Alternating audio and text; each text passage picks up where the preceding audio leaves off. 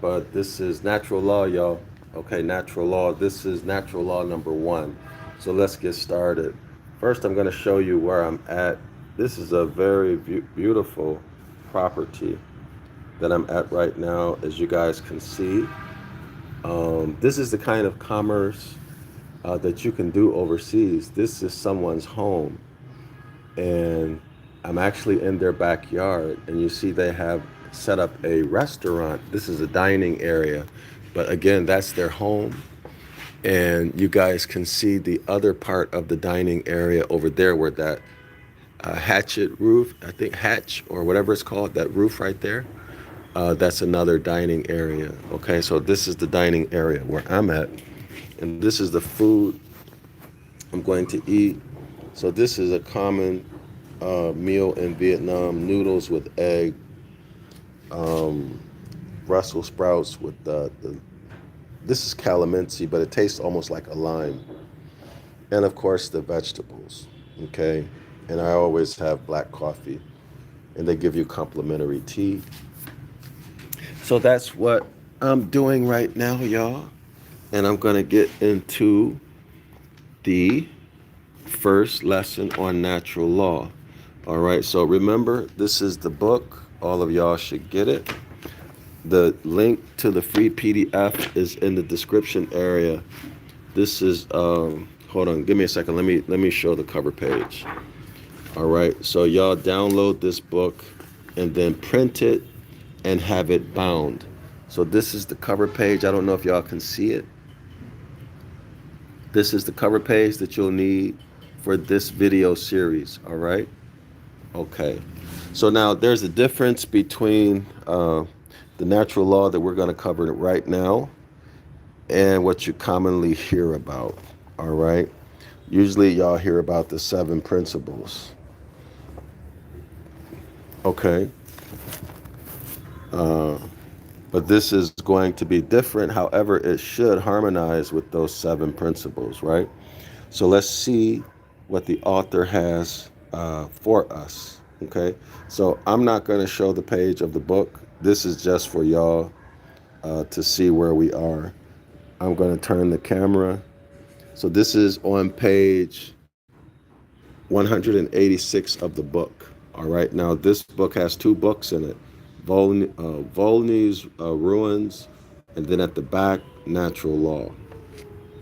All right. So you should ask yourself, why is it that a book about the rise and fall of nations has natural law in it? All right. Ask yourself that question. Okay, so the way I'm going to do this, I'm going to read and give commentary, all right? But first, I need to put something in my stomach, y'all. I'm really hungry. Really, really hungry. What I like about Vietnam is that you have access to fresh fruit and vegetable almost everywhere you go, okay? So, like with these, the way the Vietnamese do, let me show you. They put these. I think these are called bean sprouts. I don't remember right now, but you put them in your soup, okay, and then mix it like so. Okay, and a lot of places you go, well, there's a food they have called fa'a, right? And then you mix it up. But anyway, it's quite tasty. So let's get started. Let me just put something in my stomach first, y'all. Give me a second, okay?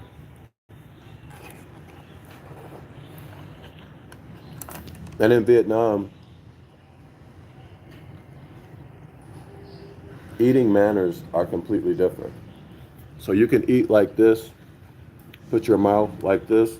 In Vietnam, it's okay. But in the West, you shouldn't do that, right? It's considered bad manners.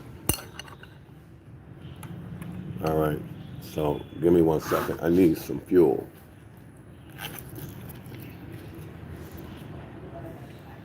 Like what I'm doing right now. In the West, it's bad manners, but here it's normal. All right, not bad manners at all. So, bear with me. I'm going to try to enjoy myself, my meal, and go through this. All right, guys. So here we go. The law of nature. Natural law, the law of nature. All right. Question. What is the law of nature?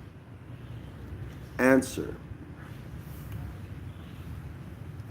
It is the constant and regular order of facts. Let me see if I can position this phone so I don't have to. All right. So here we go. Let's see if I can get this better. All right. So here we go. Hold on.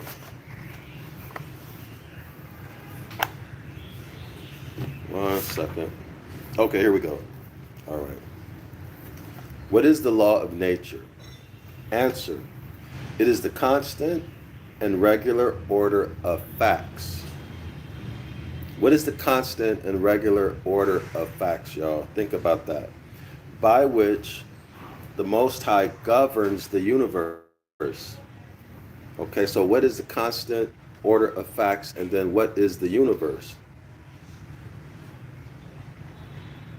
In order which his wisdom presents to the senses and to the reason of men.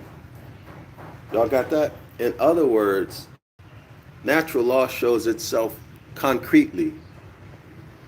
Okay? When you talk about the senses, that's the concrete aspect, not the abstract aspect, okay? It's the concrete aspect. Those things that you can only experience with your senses. So when we're in this realm or aspect, that's where we observe natural law. That is to say that in the abstract world, natural law what? Is not constant. So therefore you cannot call it law. I hope everyone understands that. If you want more on the Hebraic or Ibaryath paradigm of natural law or concrete versus abstract, y'all should subscribe to the 101 Ancient Ibaryath course, okay? Go to zionlawschool.org and click on course offerings. There is a streaming online course available 24/7, all right? It's only $10 per month. So let's continue with it. What I just said was very, very important, y'all. Natural law affects the physical realm. So let's continue. In order which his wisdom presents to the senses. In other words, these principles, these immutable facts are observed by your senses. And to the reason of men. In other words, you can reason through them. Okay? In other words, you can understand cause and effect. Y'all got that? By observing natural law, you can use your reason, which is what? Cause and effect relationships, as an equal and common rule for their actions to guide them. So what is equal and common rule that is supposed to guide men? Equal equity, right? Equity, fairness, equity, and common rule. So what is common rule? Common rule is common law, common sense. Okay, you guys got it? See how these things are all connected? Let's continue.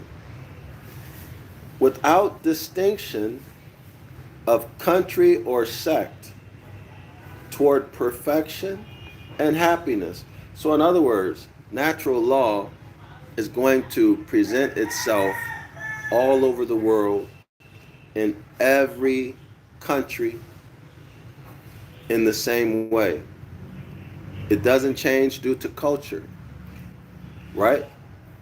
Morality or morals changes depending on what country you're in. If anyone who's traveled, you know that, right? The morality in Asia is totally different than it is in North America. Y'all got it? The morality in Europe is completely different than what it is in North America. Anyone who's traveled, you know that, okay? So morality changes from culture to culture, whereas natural law stays the same. In other words, it's immutable, all right? Equity stays the same no matter where you are, right?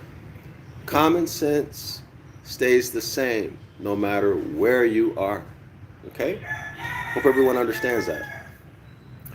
Next question. Give a clear definition of the word law. So here's a definition of law. Answer. The word law, taken literally, signifies lecture. Lecture.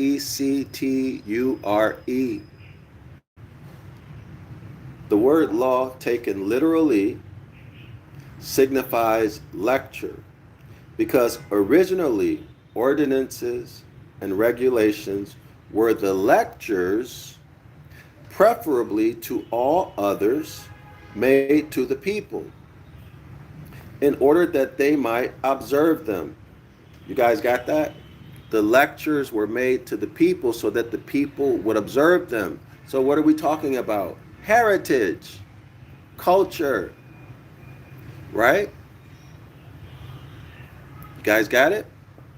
In other words, return to the ways, the principles of your ancient foremothers and forefathers. Lectures, law. Notice this, preferably to all others, made to the people, in order that they might observe them and not incur the penalties attached to the infraction of them. Y'all got that?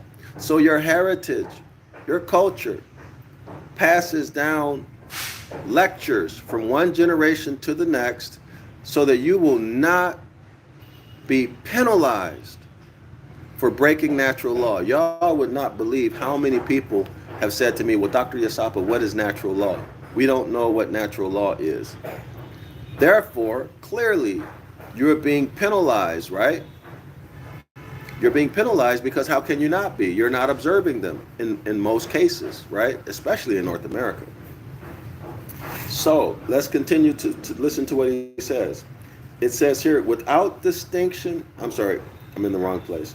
Preferably to all others made to the people, in order that they might observe them and not incur the penalties attached to the infraction of them, whence follows the original custom explaining the true idea.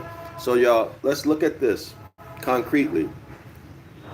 Most of you all are following Hebrew Israelitism, Moorish religiousism, or other forms of Christianity or the Islamic faith. You're involved in religion, right? North America, mostly the Abrahamic religions, right? So you are going against nature. You're going against nature. Anybody who's involved in religion, you are going against nature. Should be obvious to you. But I'm going to continue. All right? Let me just make this point. Because you are in religion, you're being penalized. You can think about the contract if you're Yasharala, right? Return to the ways of your ancient foremothers and forefathers. That's Exodus chapter 20, verse 12, right? The commandments or the instructions, they're at their essence what? Natural law. All right? So when you are not living in harmony with them, when you are out of harmony with natural law, out of harmony with the universe, you will be penalized. All right? You'll receive punishments. Look at your life and tell me that ain't so. Let's continue. By the way, we went through this section that I'm doing right now on our Saturday class. I think it was last Saturday class, maybe Saturday class before that. We went through this. So if y'all want to get this on Saturdays or get it before I go live with it, just come to the Saturday class. The link is in the description area of this video, 506 The Curses course, okay? So let's continue. The definition of law is, quote, in order or prohibition to act. Don't we see this, y'all? Don't we see this if we read Moses' writings? Don't we see this in our law? Don't we see it? Read Exodus chapter 20. In order or prohibition to act. In other words, do this and don't do that, right? Don't steal, for example. Okay, so let's continue. In order or prohibition to act with the express clause of a penalty attached to the infraction, or of a recompense attached to the observance of that order. Y'all got that? Don't do this, do that, cause and effect. If you do it, you'll be rewarded. Okay? If you don't do it, in other words, if you don't follow that instruction, you're going to be penalized, and it's going to be in proportion to your infraction, right? In other words, balance, right? Your penalty will be balanced or in proportion with your infraction of the law. Okay, y'all got that? So let's continue.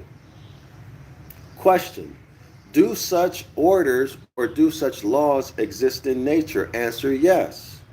Question: what does the nature or what does the word nature signify? So, okay, right, what is nature?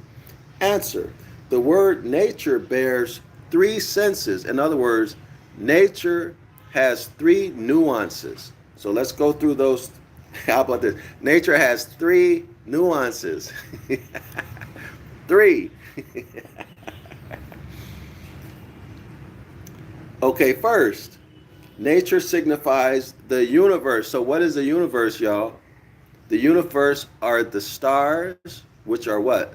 Suns, S-U-N and S-O-N, right? Anciently, or in the Middle Ages, S-O-N, S-U-N, the same. Okay? So the stars, how many constellations are there? According to the Devil's Pulpit, there's approximately 48 constellations. How many of those constellations make up the zodiac? 12. 12 constellations of the zodiac. There's the 12 apostles. There's the 12 tribes of Yasharala written in the stars. Y'all got it? So let's continue. The word nature bears three different senses. First, it signifies the universe. The universe also signifies what? The planets. There's 7. This is why 7 is a what? Perfect number. Okay, don't forget about the earth. All right, nature signifies the universe.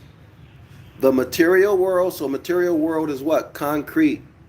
The concrete aspect. In this first sense, we say the beauty of nature, the richness of nature. That is to say, the objects, the stars and the planets and everything else, right? The objects in the heavens and on the earth exposed to our sight. In other words, those things that we can sense, right? So all of the stars, all of the planets, whatever it is that we can sense with our sights, we can see it, right? So let's continue. Secondly, nature signifies the power that animates. Notice this, the power that animates. In other words, the power that gives movement and motion to. Nature signifies the power that animates, that moves the universe, considering it as a distinct being. Check that out, y'all. the universe as a distinct being. Notice this, such as the soul, S-O-U-L, is to the body. Now we know from our study of the devil's pulpit that the soul is not some separate thing that lives on after death, right? That is the sun inside of you, the power pack that provides you energy, warmth, and animation. You guys remember that? Religion remixed it, and they added S-O-U-L to S-O-L. And then they claim that this soul survives death so that they can get control of your mind through fear of punishment of burning in hell and the reward of going to heaven when you expire. All right, so this is all what? All a psychic attack. So we've been had. We've been had. Not just us, but everybody all over the planet. All right, so this is why it's my point of view that everyone should escape religion. Get out. Return to nature. When you return to nature, you're returning to the Most High. By definition, okay? So there's some mosquitoes around here. So let's continue, okay? It reads, secondly, nature signifies the power that animates, that moves the universe, considering it as a distinct being, such as the soul is to the body. In this second sense, we say, quote, the intentions of nature, the incomprehensible secrets of nature. Y'all get that? That's the animation, that power to animate. That's the S-O-L. In other words, the sun within you. Y'all got it? The sun within you that generates heat and animation. It makes you mobile, makes you able to metabolize food, makes your nervous system able to do what? Process external stimuli. Okay, third, we're still on two. No, third, nature signifies the partial operations of that power on each being. In other words, nature signifies the power of the soul, S-O-L, or the S-U-N, that animating power on each being. That means you, that means me. Let's continue. Whereas, I'm sorry, I lost my spot. Okay, wherefore, as the actions of each being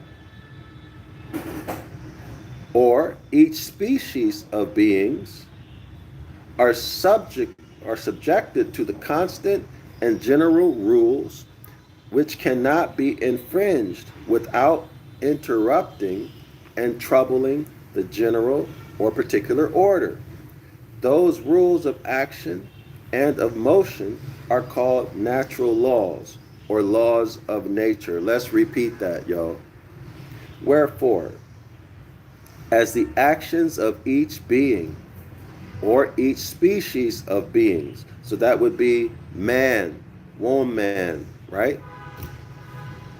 A monkey, a horse and a cow, a sheep, a fish, a shark, a whale, bacteria, amoeba, etc.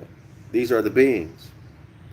These beings are subjected to constant and general rules. Y'all got that? Constant and general rules, which cannot be infringed. These constant and general rules cannot be changed. They're immutable. You got it?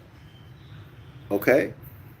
In other words, these rules are constant and they're acting on you. They're acting on all living things. Okay? They're even acting on things that are not living. Okay? So let's continue. It says, cannot be infringed upon without interrupting and troubling the general or particular order. In other words, In other words, if you do something that violates these rules or that's against it, the system goes out of whack, right? Maybe not the whole system, but some aspect of the system will go out of whack. Y'all got it? So let's continue. Wherefore, as the actions of each being or each species of beings are subjected to constant and general rules, which cannot be infringed without interrupting and troubling the general or particular order. So, in other words, here's an example everyone can think of: environmental hazards, right? These troglodyte hybrid Europeans polluting the environment, poisoning the water. So, what does that do to wildlife? What does that do to us when they put lead in the water? You see how their actions trouble the general system? You guys get it?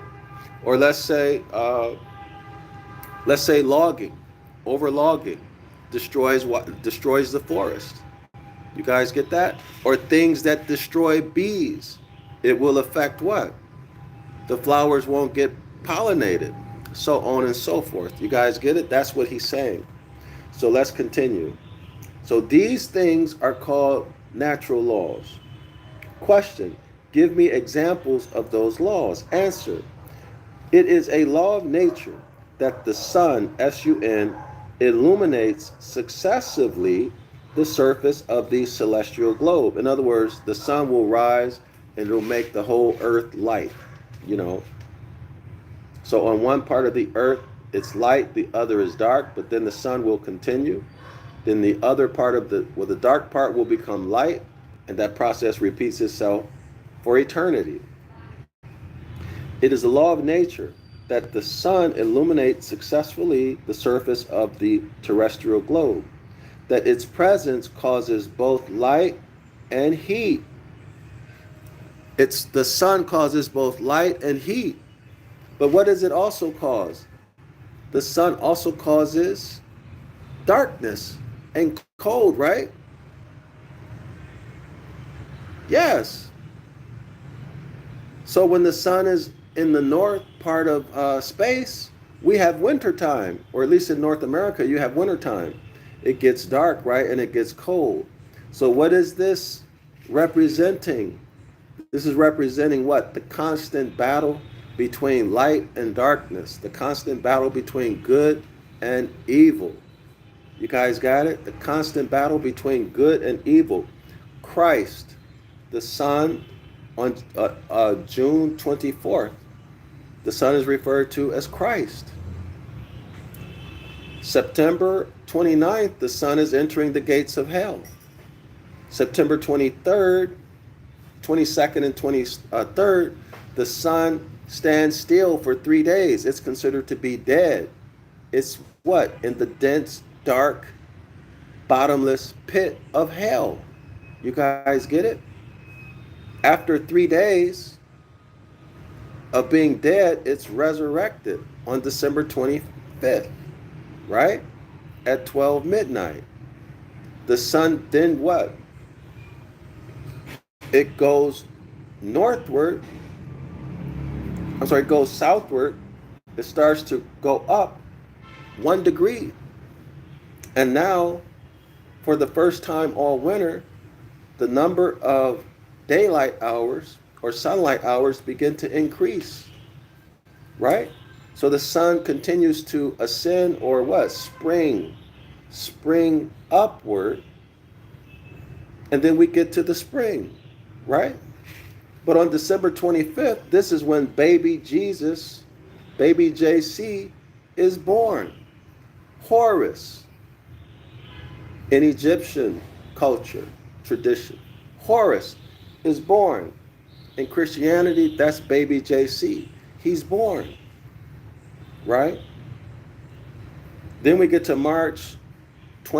approximately March 21st, 22nd, we get to what? We get to springtime, which is the equinox, right? The vernal equinox, springtime. Now the sun is where? The sun is in the Lamb, the constellation of the Lamb. You guys get it? You see how this is working? Hold on. I need to eat something.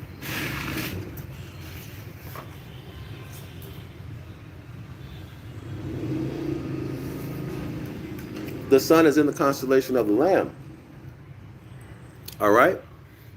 12 hours of daylight, 12 hours of night. Justice. This is the concept of justice. The concrete aspect is 12 hours of daylight, 12 hours of night. Abstract justice. Y'all got it? Righteousness. Okay? Etc. Okay? So now Horus continues to move. And then we get, it's moving toward what? June. And eventually June 24th, where the sun reaches its peak in the sky, and it becomes Christ, the full-grown man. Y'all got it? But Horus, baby Horus, will walk 12 steps across the sky. Baby Horus will walk 12 steps across the sky. Horus is what? Hours. They played with the word. They remixed Horus to hours. It's a remix. Horus and hours are the same. Hours is the deity Horus.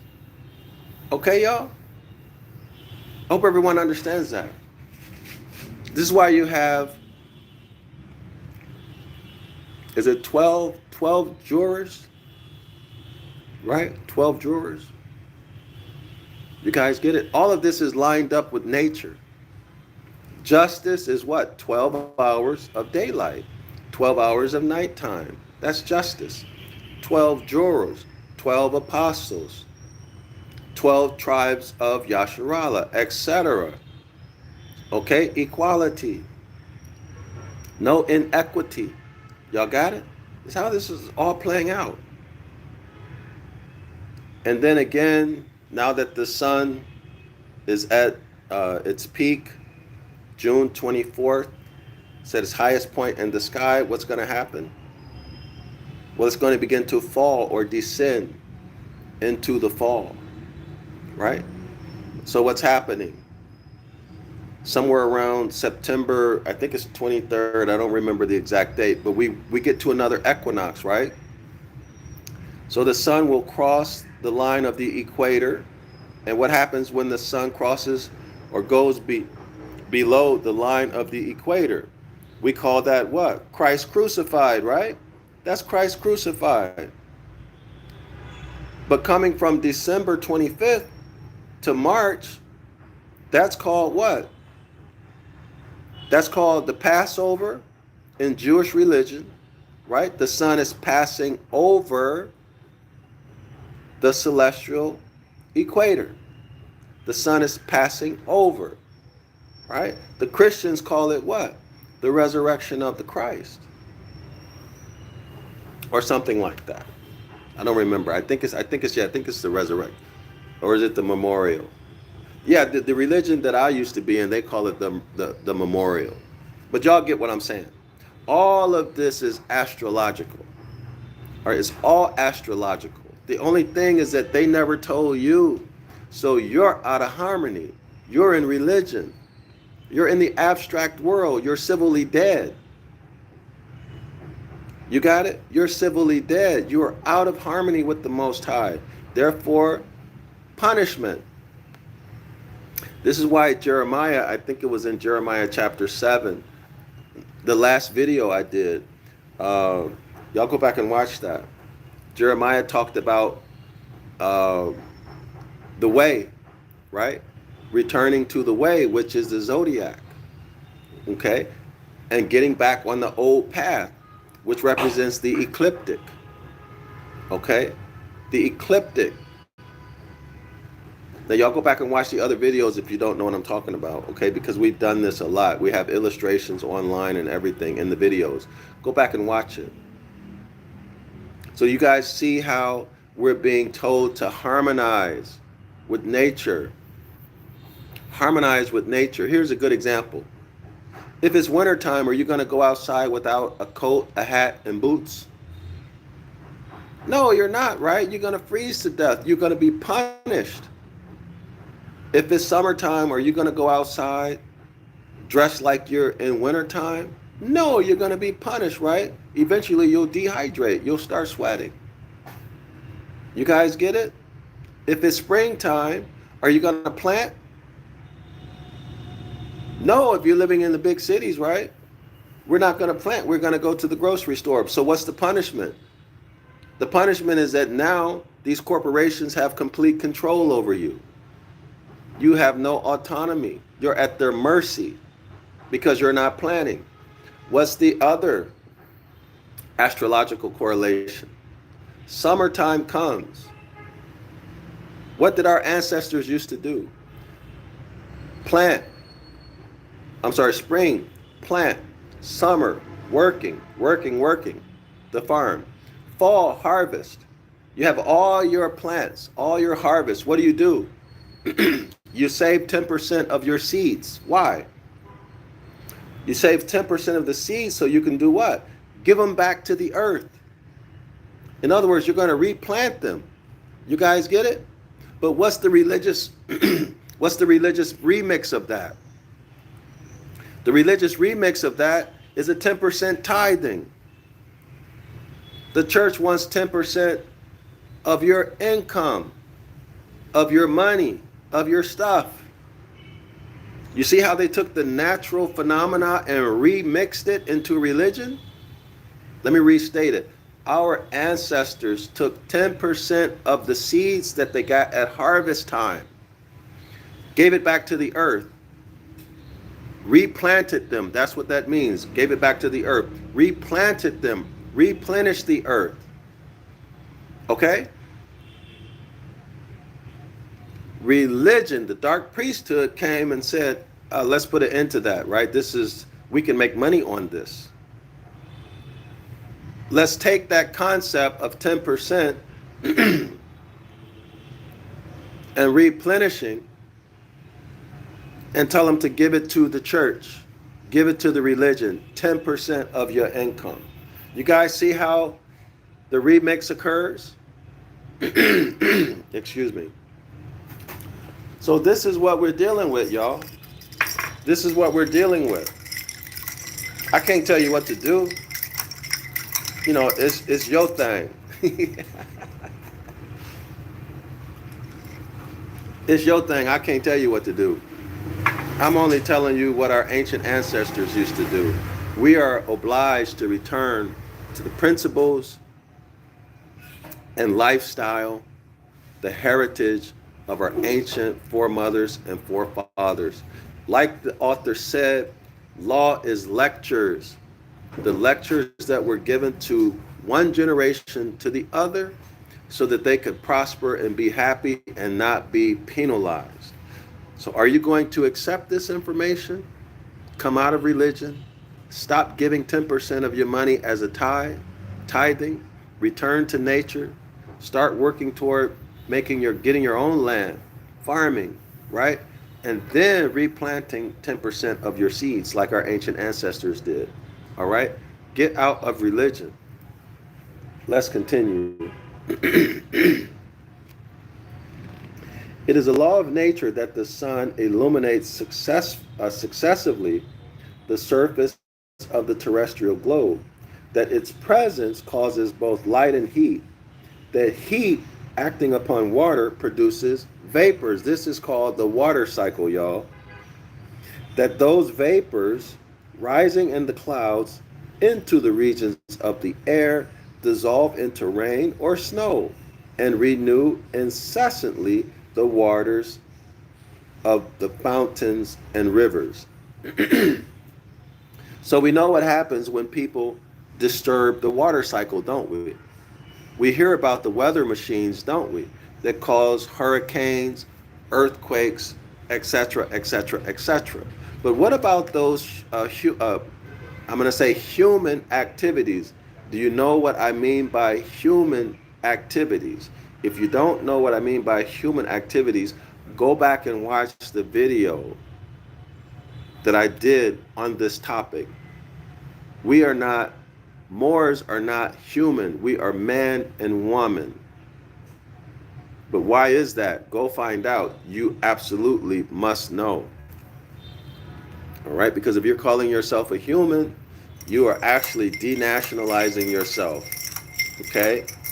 And you cannot get your inheritance because you're admitting that you are not man. You're not Genesis chapter 2. All right? You're not the rightful heir. By your own admission, even though that might not be true. Okay? So let's continue. It is a law of nature that water flows downward, that it endeavors to find its level, I would say level ground or lowest point, all right? That water is heavier than air, that all bodies tend toward the earth. In other words, density or gravity or something is pulling everything down to the earth so that nothing floats forever, right? It'll come down. In other words, everything seeks to rest or stand on the earth. That's what it's saying. So let's continue. Notice this, y'all. Notice this. Water is heavier than air, that all bodies tend toward the earth, that flames, in other words, that fire ascends upward. You strike a match, the flame goes what? Up. The flame doesn't go down toward the earth, does it? The flame ascends toward the heavens. That fire disorganizes vegetation and animals. In other words, fire burns things, right? Fire will burn everything. Okay? That in certain circumstances, water suffocates and kills things that live on the earth, right? That certain juices of plants, certain minerals attack man or animal's organs and destroy life. They cause death, right? And so on in a multitude of other instances. So let's take the reverse of that. It's also true that there are certain juices and certain herbs that when you take them, they preserve life, right? They preserve life. How? Because all biochemical reactions need minerals to catalyze them. Okay? So if you have a mineral deficiency, your biochemical reactions may not run to completion. Okay? It may stop before completion. Or it may not fully produce some product in the proper proportion that it should. Okay? So this is why mineral nutrition is important. Mineral nutrition is important because it catalyzes biochemical reactions. Okay? Without them, or if you have a mineral deficiency, you're going to show symptoms. All right? And eventually death. Okay? So this is natural law. This is natural law. In the same way, some things are poisonous and they'll kill you. Y'all got it? All right. Let's continue.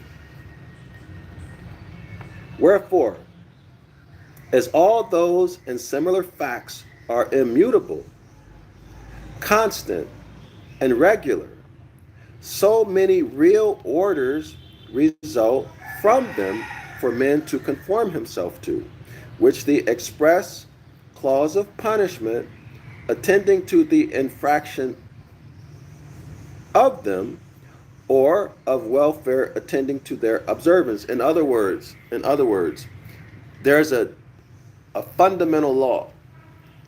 And off of that fundamental law, there are other laws, okay, that derive from that law. And if you break one of them, you're going to be penalized. That's all it's saying. So let's continue. Wherefore, As all those and similar facts are immutable, you can't change them, constant and regular, so many real orders result from them. In other words, so many real laws result from that common law. Just like a mother and a father, they may have 10 children. They all come from that one pair, right? That's all it's saying. So many real orders result from them for man to conform to, with the express clause of punishment attending to the infraction of them, or of welfare, that means good or reward, or of reward attending to their observance.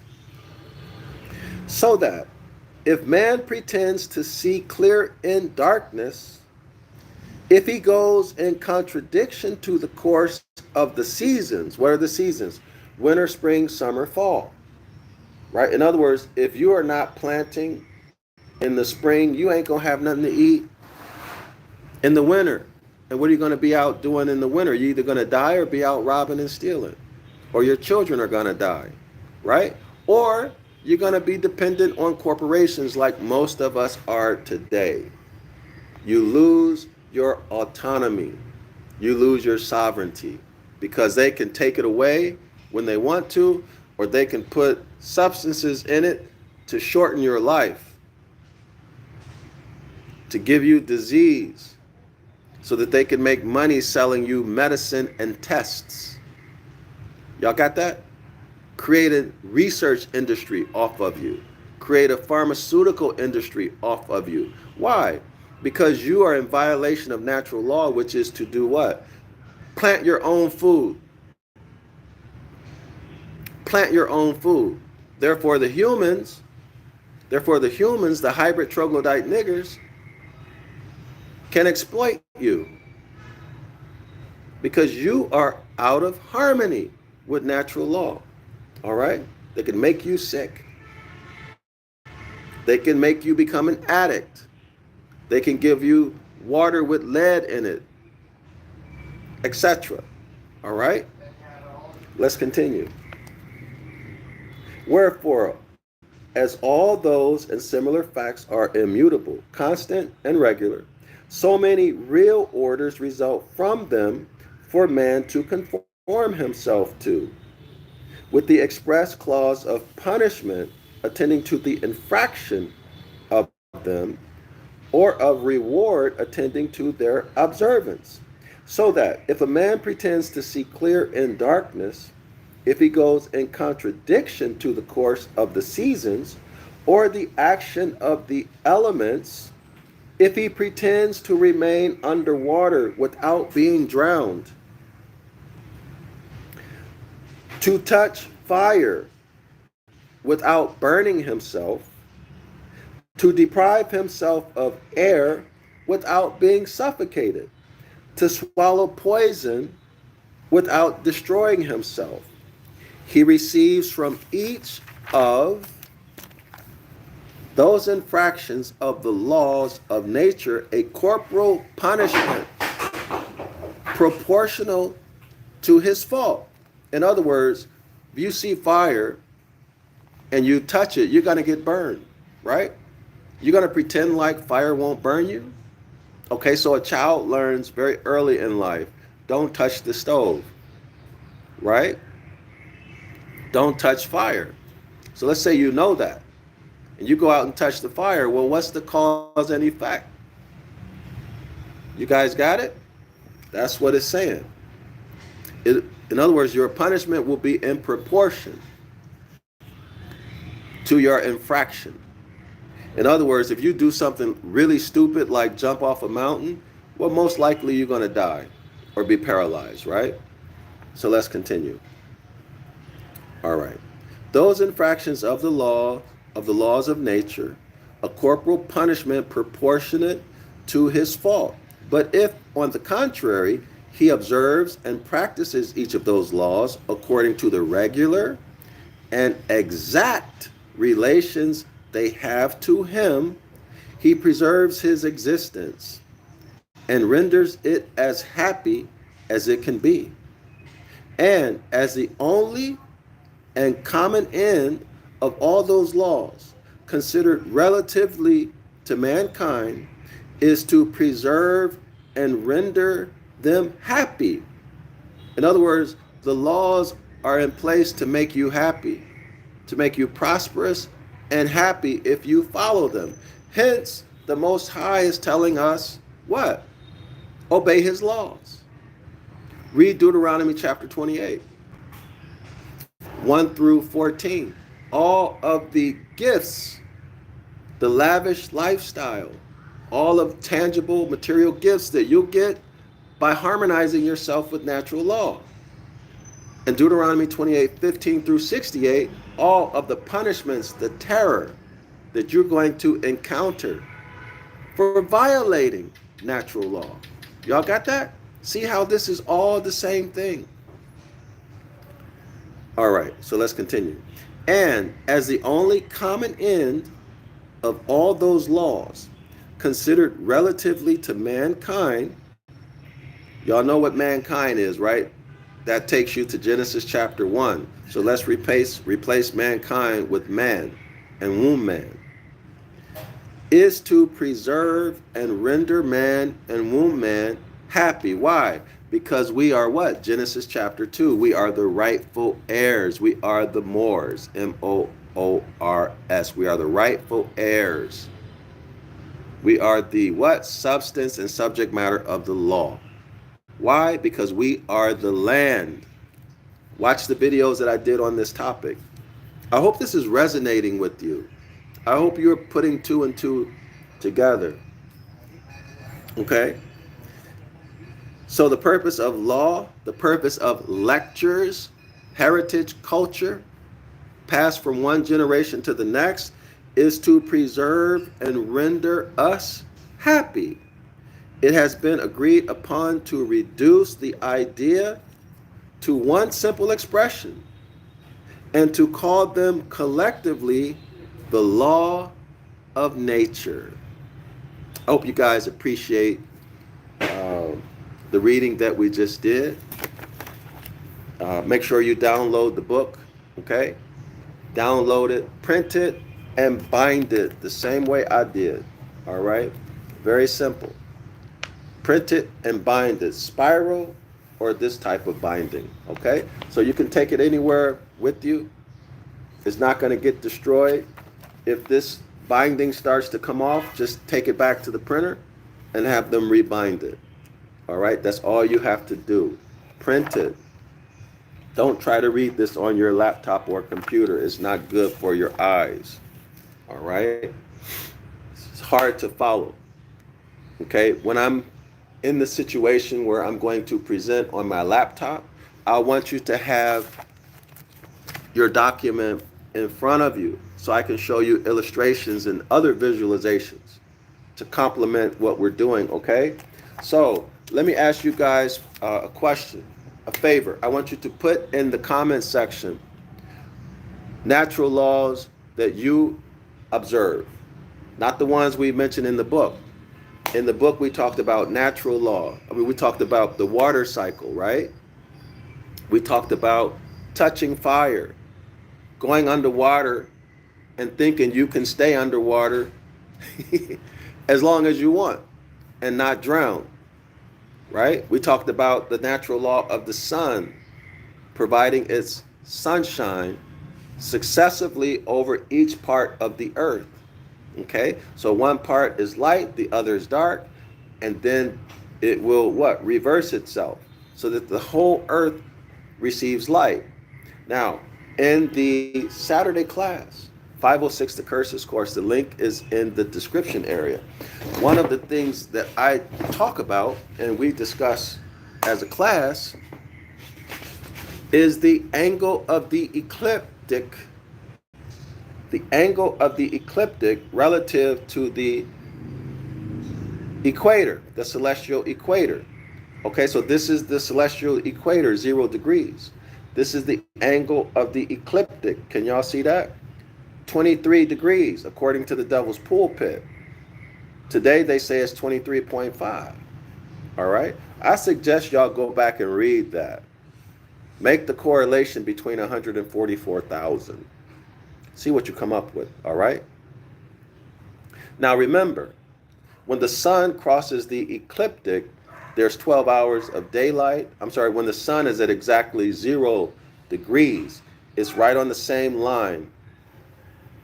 It's right on the same line as the celestial equator. What do we get? We get what's called justice, 12 days, 12 hours of daylight, 12 hours of night. There's no inequity. There's no inequality of the number of daylight hours and nighttime hours. Y'all see what I'm trying to say to you? When the sun is at 0, justice, righteousness, okay? Christ returning. Y'all hear me? What would happen if the sun was always at 0 degrees? What would happen? What would happen if the sun was in the beginning at 0 degrees and then something happened and then the angle of the ecliptic went from 0 degrees, exactly on the same plane as the celestial equator, and it went up to 23 or 23.5? What would happen? Would there be catastrophic events occurring on Earth? I'm Dr. Yasapa from Zion Law School. Think about that. Make sure you, like I said, download this. Support my work. Everyone, all Moors, Yasharala, or from another family, all Genesis chapter 2 people should get behind me with translating the first 5 books into Ibaryath. Okay, it takes money to do that, y'all. It takes money to do that. I need to hire people too to assist me. That's a big job. That's a really big job. So if you want to contribute to that work, my Cash App is in the description area of this video. All right, my PayPal is there also. So support it. And there's no reason we should not have our own document. Why? Why do y'all insist on buying documents from people who hate you? You ask anybody who has been a student at Zion Law, a scholar at Zion Law School, and they'll tell you how we uncover almost every class, if not every class, how we uncover things that are apparently, intentionally hidden, poorly translated, or just an outright lie. Y'all hear me? So why are we still depending? We're in violation of natural law. We should be doing this on our own, not depending on some other, not depending on the hybrid troglodyte niggers, the humans. Okay? Think about that. You don't see lions, you don't see giraffes depending on lions, do you? To give them something, do you? And then you're running around talking about your kings and queens and royalty. So, anyway, I hope y'all got something from this. Hit me up if you have any questions. Islam to all the Moors, Shalom.